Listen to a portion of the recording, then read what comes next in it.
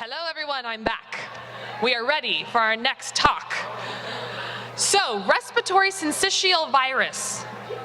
Bet you had never heard of that, because I hadn't either. So it's actually more commonly called RSV. And it is a virus that can be very dangerous to an infant's health, but there are ways that you can mitigate a baby's risk. So joining us today for a panel discussion on the risks and prevention methods of RSV are Associate Professor of Pediatrics, Dr. Lynn Smitherman, and board-certified dermatologist, Dr. Laura Scott. Hold up. What? Hold up. Oh, shh. Got some important peoples coming to talk. We got some important peoples. Okay, we're gonna say their names one more time, right? Thank you. So we are going to invite up Associate Professor of Pediatrics, Dr. Lynn Smitherman. There we go. And board-certified dermatologist, Dr. Laura Scott. And then virtually, we have pharmacist, Dr. Ayanna Santos. And as a moderator, our Chief Medical Officer, Dr. Tate Brooks. Come on, y'all, please. All right. Good morning. Thank you very much, Amber, for that warm introduction. We're really happy to be here. Full disclosure, we endorse no products or manufacturers, but we do endorse Black Health Summit. And we're really happy to have you all here because Black Health matters. Black Health Summit. So you all are in the right place at the right time right now. So we're going to go on and get going because we have about a half hour. So I want to roll right into a special video we have from Dr. Ayanna Santos. Hello, and thank you to Black Health Matters for the opportunity to speak today. I am Dr. Ayanna Santos, head of the RSV franchise at Sanofi. For those who may not be familiar, Sanofi is a global healthcare company that provides potentially life-changing treatment options and life-saving vaccine protection to millions of people globally. And like Black Health Matters, we are committed to helping protect and support people's health and well-being. At Sanofi, we're confronting some of the most pressing public health issues of today, including championing new vaccines and immunizations to help keep all communities healthy, a topic that I think we can all agree feels more urgent now than ever. One such public health issue is respiratory syncytial virus, or RSV for short. RSV is the leading cause of hospitalization for babies under 1 in the US, regardless of race, ethnicity, or insurance status. While RSV usually results in mild illness, it is unpredictable which infants will become severely ill because of RSV. 2 out of 3 kids will get RSV by their first birthday. I'm sure there are some in this audience today who have either dealt with RSV with your own baby, or you know someone who has. But even though RSV is common, too many of us aren't even aware of it, or don't realize how serious it can become for infants. Unfortunately, I have experience with this virus firsthand with 2 of my children. 6 years ago, my son had it when he was an infant, and more recently, my youngest daughter had it as well. As a parent, you want to do everything you can to help protect your children. And there is nothing more stressful than learning about a virus for the first time that in that moment is affecting your child. Watching your sick baby experience coughing, struggling to breathe, not eating, you feel scared and helpless. And today, there is no option to help prevent it for most babies. For us at Sanofi, the call to action is clear. We are committed to increasing awareness of RSV among all communities and to the protection of all infants against RSV. Today marks the start of RSV Awareness Month, a reminder for why we must all continue to fight for our little ones and to have us all join in this mission.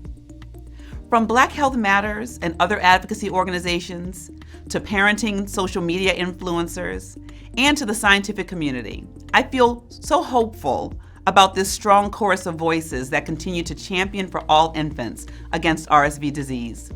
Because after all, we all know this, it takes a village. So let's spread the word and rally against RSV. Thank you again to all the speakers here today that will share their RSV knowledge and experiences with us. Have a great summit.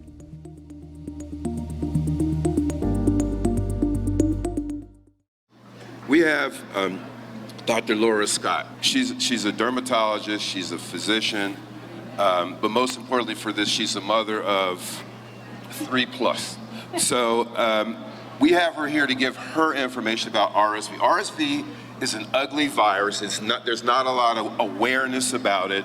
It's the #1 cause of death in children I want to say under 5 and maybe under 2.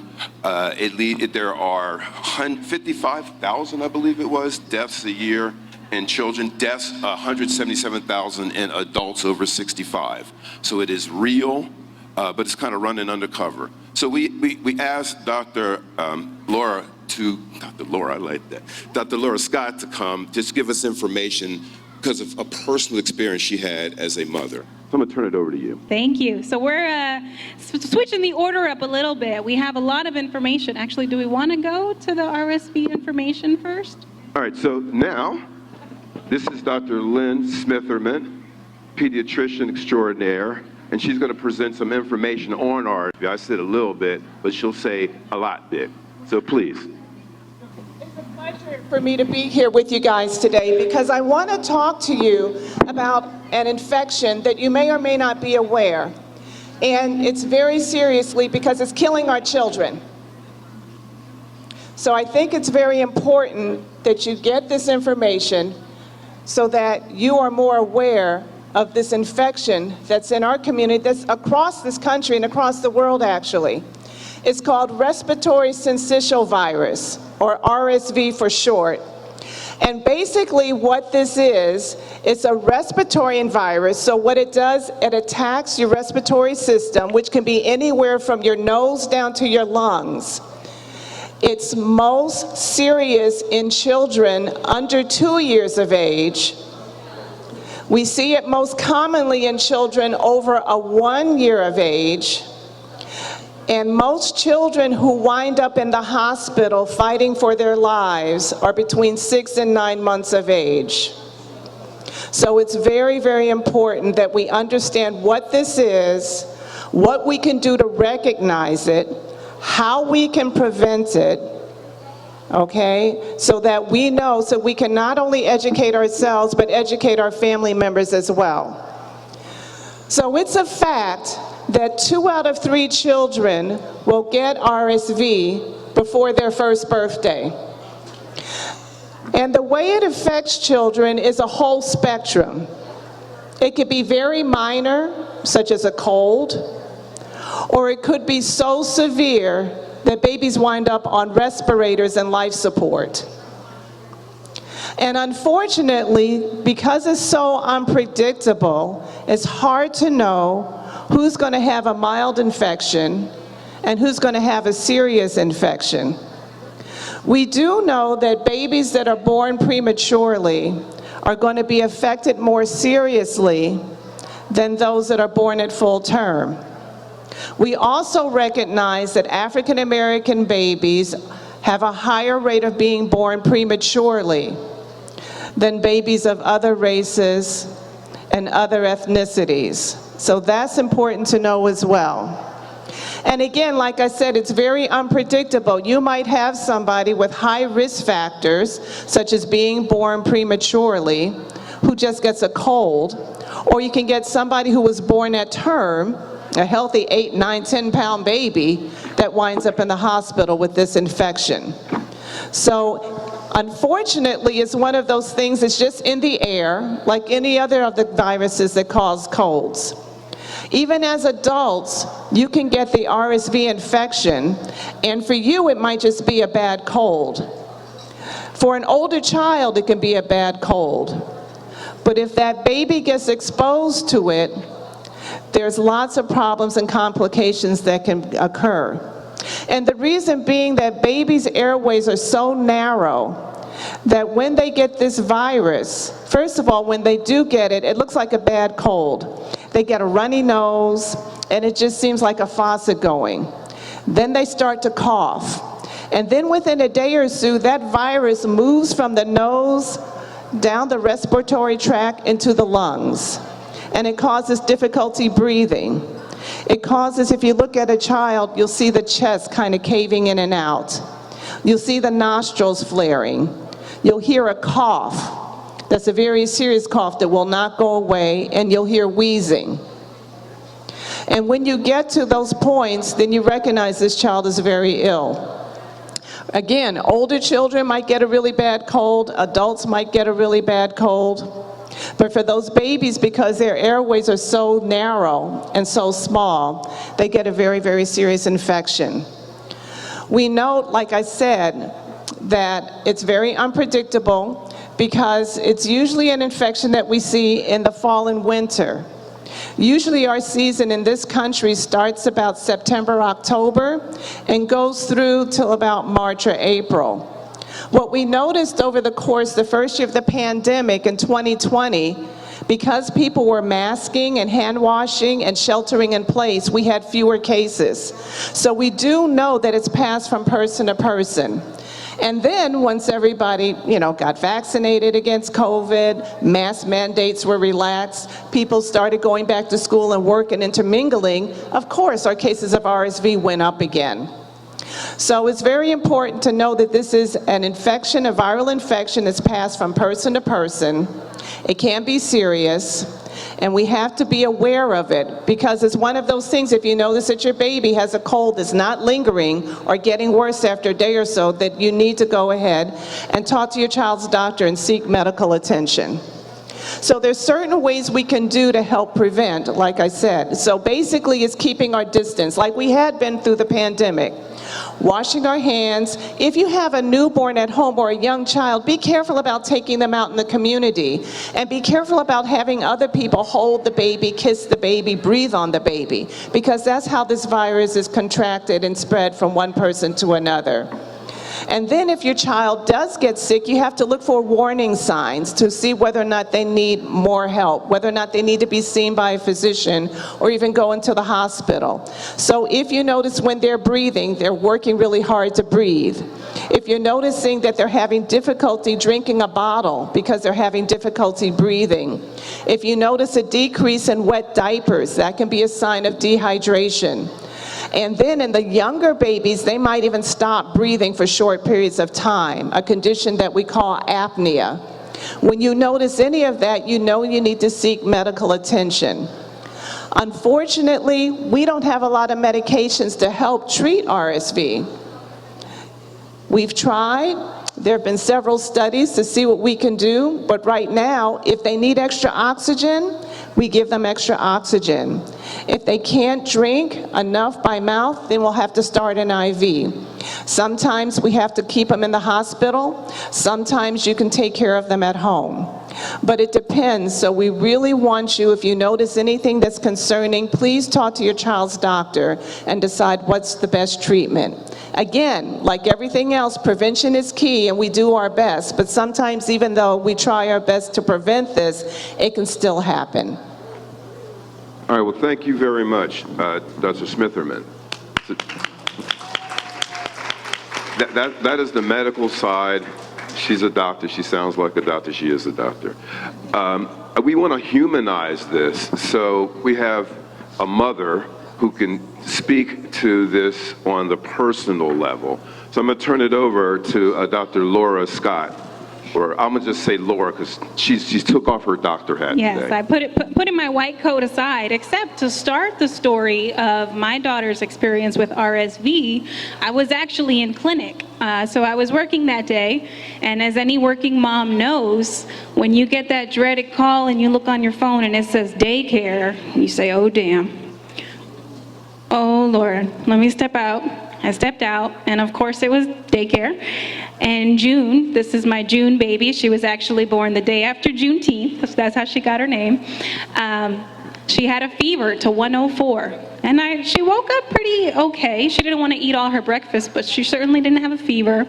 But by maybe 11 that day, she did have a fever to 104, and they said, you have to pick her up. We have her in the office, but we can't keep her in the classroom. And of course, I still had a full clinic packed, and I couldn't reschedule those patients. So I went during my lunch break, picked up the baby, and I actually came back, and bless all of our nurses in our clinic because they took turns taking care of her and watching. She was actually tired. She ended up sleeping in her car seat in my office for the rest of that clinic while I wrapped up and saw the last few patients. And I called out for the next day because that fever then transitioned to the runny nose, just like Dr. Smitherman said. That runny nose then transitioned to a cough that sounded just like your pretty average cough. And mind you, this is my 4th baby, so I've heard plenty of coughs. We've done the daycare calls. Nothing really felt new until she started really struggling breathing that night. And I already don't sleep very well, but this was a night that kept me up because by the 2nd night, she had this horrible barking cough that kept waking her up at least every 40 minutes.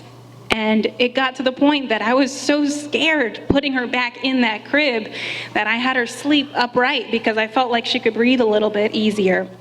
And the next day, this is probably the day after, so day 3, is when I called the pediatrician because I said, look, the fever is still continuing. She was still eating okay, and I knew as a physician myself that was a good sign. She still had wet diapers and all that, but the cough, it was even waking her up from naps.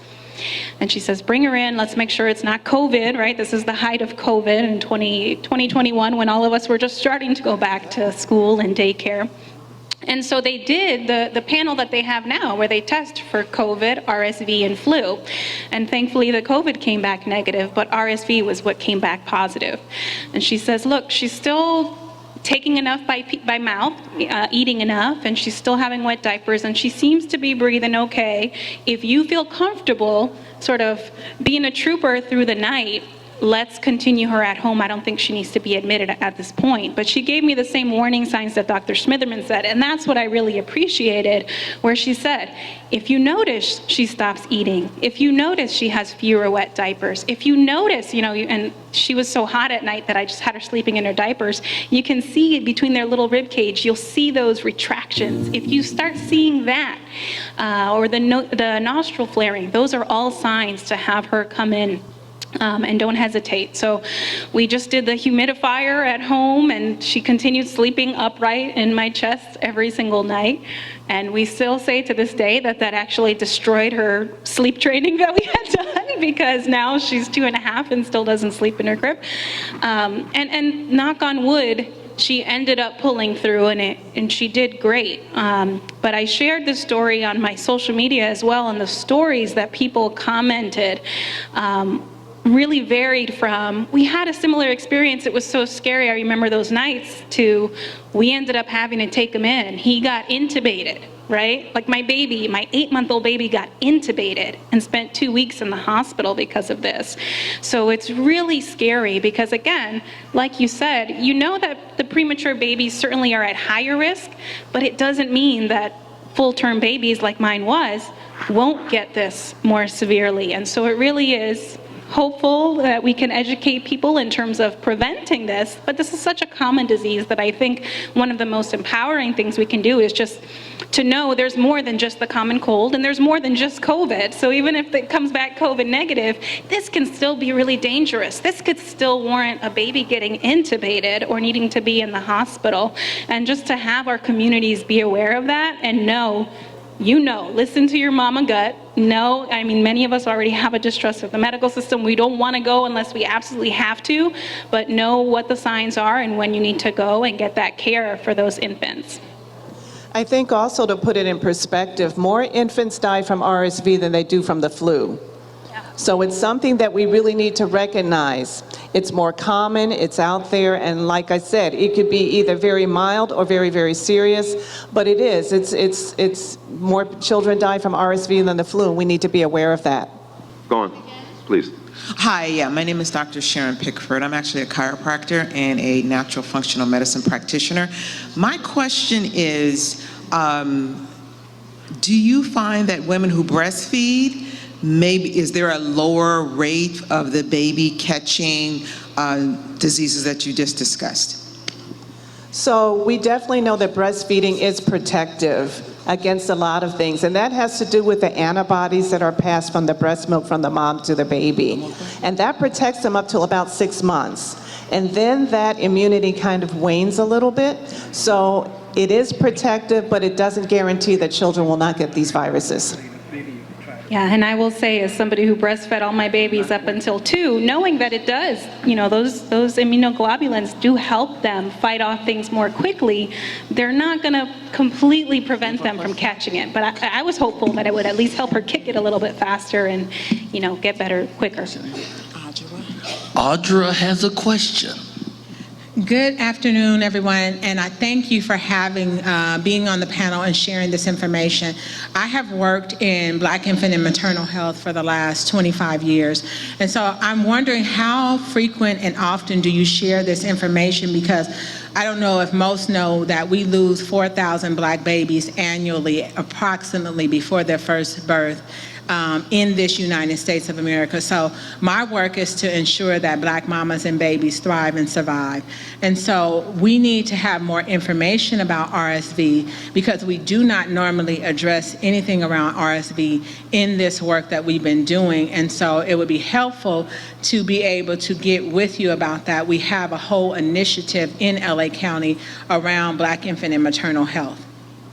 There are a lot of good places to start, and we'd be more than happy to work with you. So the American Academy of Pediatrics on their website has a lot of information, as well as the National Medical Association, because we've also worked jointly with both the AAP and other medical organizations to make sure that this information gets out to the community. Okay, thank you. I'll connect with you. And I want to add to that. That's why we're here. We're at a Black Health Summit to get information out that is relevant to the African American community. So you're here. Thank you for being here. Thank you so much. I appreciate it. You touched on it, Dr. Smitherman, and maybe you want to speak on it, Dr. Scott, but why is it more of an issue in the African American community? Why do we care, other than just it's a general concern? I think one of the issues that was just raised is that the infant mortality rate in the Black community is higher when you compare it to other races. Yep. And other ethnicities, followed by the Hispanic population, Native Americans, and that type of thing. Babies of color are at risk. And so that's why we're seeing it. And we're not sure, it's not a biology issue. It has to do with the environment. It has to do with lots of other factors that are sometimes beyond our control. Right. So again, you can do the best you can, breastfeeding, taking your child to the doctor, making sure your child is immunized, and still get these, no matter what. Wow, true. And I also think, and I touched on this very briefly as well, but I see it as well as I take care of pediatric dermatology patients, and we see some of the most severe eczema or atopic dermatitis in our Black babies. And so often when those moms finally come in, they say, Dr. Scott, you don't understand how long I've been waiting to find a Black doctor.